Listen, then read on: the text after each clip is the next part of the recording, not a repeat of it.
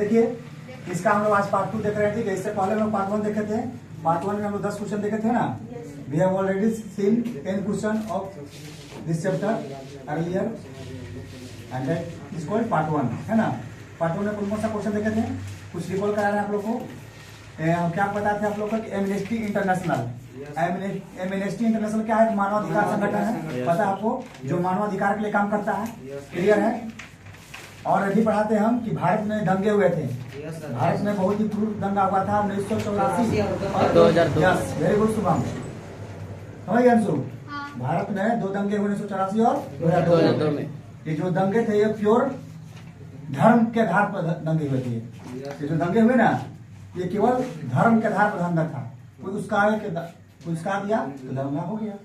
और हम ये भी देखे थे, उससे पहले हम पढ़ चुके हैं कि भारत एक बहुत ही दर्दनाक विभक्तिका झेल चुका है। यस, उस विभक्तिका का नाम क्या है, यस, भारत और पाकिस्तान का बंटवारा। उस दर्द से अभी तक हम उबर नहीं पाए हैं। और हाँ, वही दर्द आज भी हम लोग को चुभता है कि आखिर क्यों एक धर्म के नाम पर किसी देश को पार्टीशन कर दिया गया, बंटवारा कर दिया गया। ये नहीं होना चाहिए था मेरे हिसाब से। चलो कोई भी है, किताब में हम लोग पढ़े हैं। और हम लोग क्या पढ़े शुभम, कुछ क्वेश्चन निकल कर आइए। सैंटनिक वर्सेस नामक पुस्तक या सैंटनिक वर्सेस नाम पुस्तक थे जो वर्ल्ड फेमस राइटर समानुद्दीन ने लिखा गया था। उस किताब को भारत में पब्लिश नहीं होने दिया गया क्योंकि उसमें आसियाना, यहाँ ध्यान दो, क्योंकि उस किताब में पैगंबर मोहम्मद का डिसरिस्पेक्ट किया गया था, अनादर किया गया था। उनको लगता था अगर किताब जारी होगा तो मुस्लिम धर्मों को ठेस लगेगा, इसलिए इस किताब को भारत में बैन कर दिया गया। हम ये नहीं कहते Salman Rushdie is the world famous writer, इसमें कोई डाउट नहीं। आप लोग देख लीजिएगा, सर्च कर लीजिएगा। सलमान रुश्दी बहुत ही प्रेस्टिजियस राइटर है। ये हम नहीं करते हैं, ये आपका गूगल भी कहेगा। वर्ल्ड फेमस राइटर है वो, बहुत सारा किताब लिखे हैं वो। और कुछ क्वेश्चन पढ़ते हैं जिसमें क्या था, पी साईनाथ सर पत्रकार। यस, पी साईनाथ एक बहुत ही ब्रेव जर्नलिस्ट उसको बोलेंगे, जो कि अपना एक द हिंदू में अनुसूचित जनजातियों के जो खिलाफ शोषण हो रहा था उसके बारे में कॉलम लिखे थे वो द हिंदू में। तो उस समय और पत्रकारों में दम नहीं था। और पत्रकार जो थे अंग्रेज लोग का क्या थे, एक तो सबने वफादार थे। लेकिन पी साईनाथ हैं जो ऐसी लोग के साथ, जो छुआछूत के साथ, जो उन लोगों के साथ व्यवहार, जो छुआछूत जैसा व्यवहार हो रहा था उसके बारे में एक कॉलम लिखे थे वो।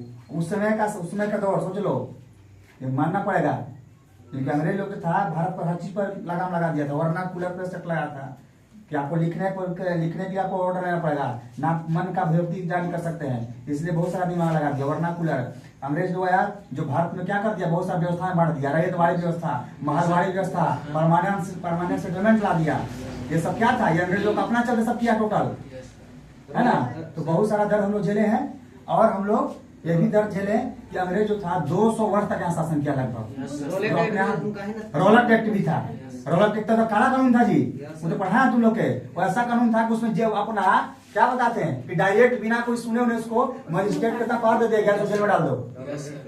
अगर मजिस्ट्रेट को लगता है कि आदमी कुछ कर रखा है शक के आधार पर, और उस आदमी को कोर्ट में जाना कोई अधिकार नहीं कि हमको क्यों गिरफ्तार कर लिए, क्यों किया, कैसा किया, कहा करेंगे, कोई अधिकार नहीं। इसलिए इसको काला कानून कहा गया, रोलक एक्ट। वही एक्ट के खिलाफ बैसाखी के दिन था पंजाब में, वहां पर हुजूम मिला था, 50,000 आदमी जुटा था। जब पता चला कि अंग्रेज अफसर जनरल डायर को वो आओ नताओ देखा, डायरेक्ट गोली चलाने का शूट आउट का ऑर्डर दे दिया। बहुत लोग मारा गया, कुआं था उसमें लोग कूदता चल गया। अब पतला सा रास्ता था एंट्रेंस का, कितना भागेगा, सब मर गया इसी। तो उसी का बदला लिए थे उधम सिंह, जाकर उसको जाकर मारा थे वहां लंदन में जाकर, कोर्ट में जाकर मारे और यहाँ सरेंडर भी कर दिए थे। तो इससे बहुत सारा घटना है। चलिए इसको बाद में देखेंगे। आज हम लोग स्टार्ट करते हैं 11 नंबर देखिए क्वेश्चन। ये क्वेश्चन क्या आप लोग के सामने बना है, किताब का क्वेश्चन है। कुछ जैक का क्वेश्चन उठाते हैं जो कि हमको पसंद नहीं पड़ा, फिर भी क्वेश्चन ठीक है, आप उसको देख लीजिएगा। ये क्वेश्चन आप लोग के लिए बहुत ही इंपॉर्टेंट है। और संध्या वीडियो रिकॉर्ड हो रहा है, टेस्ट में पास होना तुमको इस बार, समझ गई। ये सब ज्यादा नहीं बोले, बाकी ज्यादा बोल चुके हैं, तुमको सुन ली वैसे रिकॉर्ड है। अच्छा भी है, तुम लोग सारा लड़की ऊपर समझा थी नहीं, सबके पैसा आप लोग दे रहे हैं, लेकिन पास होइए। हम उम्मीद करते हैं कि आप लोग पास होइएगा। अंशु, संध्या, छाया जो भी है, खुशी, आसियाना, प्रीति, अंजलि, उन लोग तो है, शुभम उज्जवल तो मान लीजिए एवरग्रीन है, प्रियांशु, उन लोग तो पास हो जाएंगे, नहीं बोल रहे हैं। लेकिन आप लोग कोशिश किए तब ना पास लगेगा हाँ लोग पढ़ रही है। ये खाली हंसी में उड़ा दीजिएगा पढ़ाई को, तो ये अच्छा बात नहीं है। This is totally unfair. Be serious in your studies, specially in your studies, be serious.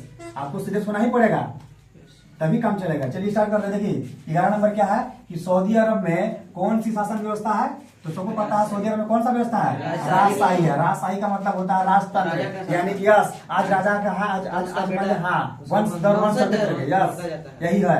Mohammad बिन अभी वहाँ शासक है। अब बहुत ही मतलब आलिशान पैलेस। मुकेश अंबानी का देखा तूने पैलेस, मुकेश अंबानी कुछ उसके सामने है उनका पैलेस के सामने मुकेश अंबानी का इंटीरियर कुछ नहीं है, हीरा का चढ़ा हुआ सब टोटल है।